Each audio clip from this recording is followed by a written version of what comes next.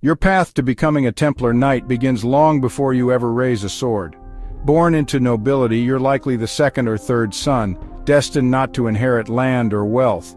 Inspired by tales of the Crusades and the sacred lands of the East, you feel a calling, a desire to serve, to fight for faith, and to find purpose in something greater. As a boy, you enter the household of a noble as a page. Here you're trained in discipline, horsemanship, and basic arms. When you reach adolescence, you become a squire, shadowing a knight, learning the art of war and honing your combat skills. But your vision extends beyond knighthood. You aspire to join the Order of the Knights Templar, warrior monks sworn to defend pilgrims, holy sites, and the Christian cause. Once knighted, you approach a Templar chapter house to express your intent. A receptor, a senior figure in the order, interviews you, assessing your character and commitment. If you pass this initial test, the other brothers begin evaluating your faith and resolve. Due to your noble blood, if you are accepted, you'll become a knight brother. But the Templar Order does not exclude others. Far from it. Men of humble origins can become sergeants, forming the backbone of the order with crucial military and logistical roles. Ordained clergy may become chaplains, offering spiritual guidance to the brotherhood. The order thrives on shared purpose, not just shared birthright. Before you take your vows, you give up all possessions and live among the brothers in the chapter house. You perform routine yet vital duties, managing supplies, aiding with administration, maintaining the property. You join in daily prayers, eat at shared tables, and sleep in communal quarters. These acts are not simply chores, they forge unity and strip away pride. Your conduct is shaped by the Latin rule, a strict code outlining every detail of life. From the number of prayers per day to how meals are served, even how silence is maintained. It's not merely a rule book, it is the spiritual and operational spine of the order, ensuring discipline, humility, and cohesion. Once deemed ready by senior brothers, you take solemn vows of poverty, chastity, and obedience. You are then given the iconic white mantle adorned with the red cross. From that moment forward, you are a Templar Knight, a soldier of Christ with no allegiance but to God. You follow the canonical hours, 7 periods of daily prayer that structure your time.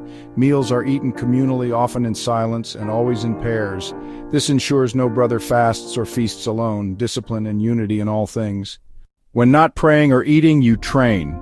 Combat is your craft. You drill with sword and lance, spar on horseback, and learn formation tactics alongside your brothers. Templar warfare isn't about lone heroics, it's about coordination.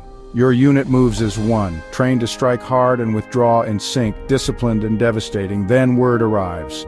Unrest in the Holy Land. Trouble stirs, tensions grow, and soon the call comes. You and your fellow knights are summoned by the Grand Master.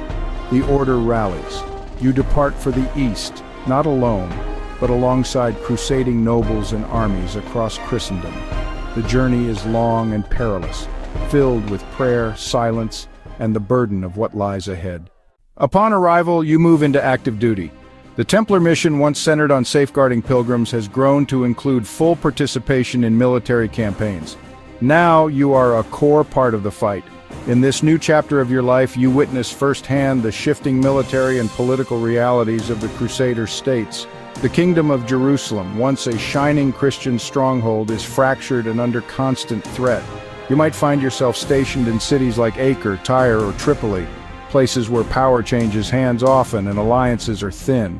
The Templars are more than warriors. You serve as diplomats, mediators, and even financial officers. You might help negotiate prisoner exchanges or fragile truces with Muslim leaders. Your order's neutrality in local feuds often positions you as trusted arbiters in a deeply volatile region.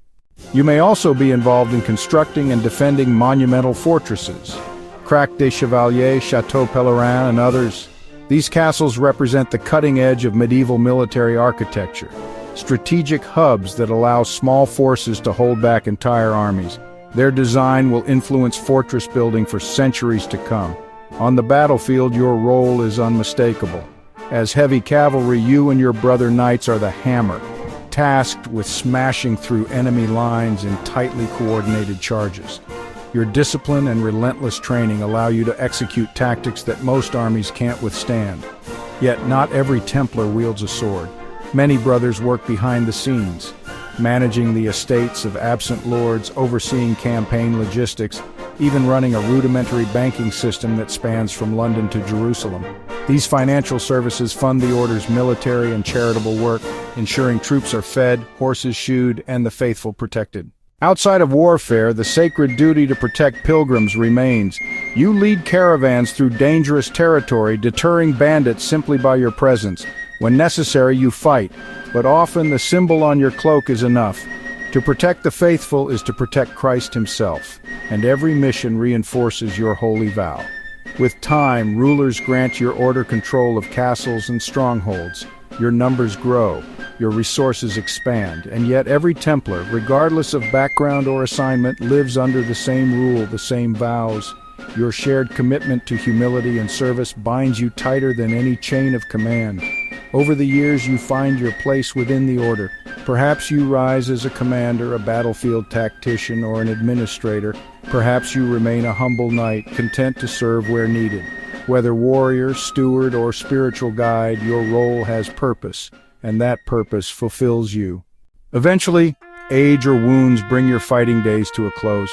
Some Templars die in battle, martyrs of faith. Others retire to monastic life, living out their final years in quiet reflection and prayer. The brotherhood never leaves you. The bonds forged in war and worship endure. You feel peace in having served a mission greater than yourself. But the downfall of the order does not come from sword or siege. It comes from power, envy, and betrayal. King Philip IV of France, deeply indebted to the Templars, sees an opportunity. He fabricates charges, heresy, blasphemy, corruption, accusing the order of sins it did not commit. He does not act out of justice, but greed.